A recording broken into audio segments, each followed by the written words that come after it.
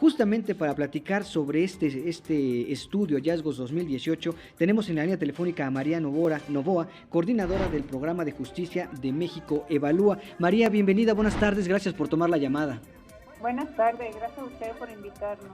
No, por favor, María, pues si yo digo que son alarmantes, creo que me quedaría corto los hallazgos que presentan en este estudio, justamente Hallazgos 2018. Sí. Ayer presentamos este informe que, bueno, ya es nuestro sexto año de evaluación de lo que está pasando con el sistema penal acusatorio en México, pero la importancia que tiene el informe presentado ayer es por dos razones. Uno, porque ya tenemos el tercer año de operación plena del sistema penal acusatorio y eso implica que estamos generando ya mayor información de lo que pasa en el procesamiento de los casos ya con este proceso penal, ¿no? Y esto nos dio como resultado también la posibilidad de establecer con la evidencia dónde tenemos los puntos más críticos dentro del proceso penal. Y la segunda razón es porque pensamos que este año es un año definitorio donde la autoridad va a tener que definir si le apuesta a la consolidación del sistema penal acusatorio o si le apuesta a hacer retrocesos, que esto sería lo que nosotros ayer estábamos planteando del alto riesgo que tenemos de una contrarreforma. En este caso, María, ¿qué es lo que se está haciendo mal o qué es la parte que no está funcionando de este nuevo sistema penal de justicia o penal acusatorio? Sí, mira, el principal problema lo estamos viendo tanto a nivel de policía como a nivel de la Procuración de Justicia, a nivel de las fiscalías o procuradurías del país. Aquí esencialmente lo que nos está señalando los datos es que la capacidad que tienen estas instituciones para hacer investigación criminal es prácticamente nula y que tenemos más bien operadores con sobrecargas efectivas de priorización de los casos y que a la vez esto en su operación tengan mecanismos de supervisión, control y evaluación de lo que está pasando. Entonces, frente a eso, estamos viendo una ruta de arbitrariedades durante todo el proceso penal que nos pone en duda en términos de que los criterios que se están utilizando o las priorizaciones, que son priorizaciones más de facto en términos de que un caso pueda ser mediático y los medios de comunicación puedan establecer presión o que sea un tema de interés político, de interés económico, o inclusive podría estar asociado a corrupción.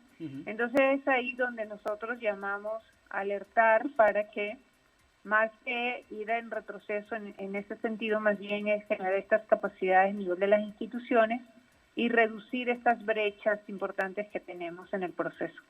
Correcto. María, y esto nos lleva invariablemente al otro tema de este estudio, que es el índice de impunidad. Y entonces, sí, obvio, si tenemos un sistema penal acusatorio, un sistema penal de justicia, de impartición de justicia deficiente, pues esto impacta inmediatamente en un índice de impunidad que ustedes reportan a nivel federal del 94.6, ¿cierto? Así es. Ahí es, bueno, esto es el reflejo un poco de lo que te estoy señalando. Lo que estamos viendo es que están acumulándose los casos en estas instituciones donde no tienen salida, donde muchas de ellas inclusive terminan prescribiendo porque no hay respuesta, no se logra tener un proceso en el cual se logre determinar con pruebas que una persona es o no responsable de un hecho delictivo. Entonces es donde vemos nosotros que no podía ser otro el índice de impunidad, porque lo estamos viendo en otros indicadores que nos están señalando que hay muchísimo rezago, se nos está quedando prácticamente entre el 50 y el 60% ingresan a estas instituciones sin resolverse, ¿no? En trámite, acumulándose año a año y no vemos resultados, ¿no? Entonces, Es ahí donde vemos inclusive los casos que terminan en el Poder Judicial, donde se dicte una sentencia condenatoria o absolutoria, es mínima, ¿no? Es decir, Claro. estamos hablando en juicios orales no llega ni al 1% y en procedimiento abreviado y en suspensión condicional sí podríamos ver un porcentaje mayor, pero igual Claro. es un porcentaje mínimo frente a lo que nos está ingresando a estas instituciones y que se van acumulando, ¿no? En cada una de las etapas estamos viendo rezago, acumulación, todo está en trámite. Entonces, no podía ser otro número el índice de impunidad, que igualmente este índice nos está arrojando que tenemos un porcentaje muy bajo de efectividad en la operación del sistema penal acusatorio, ¿no?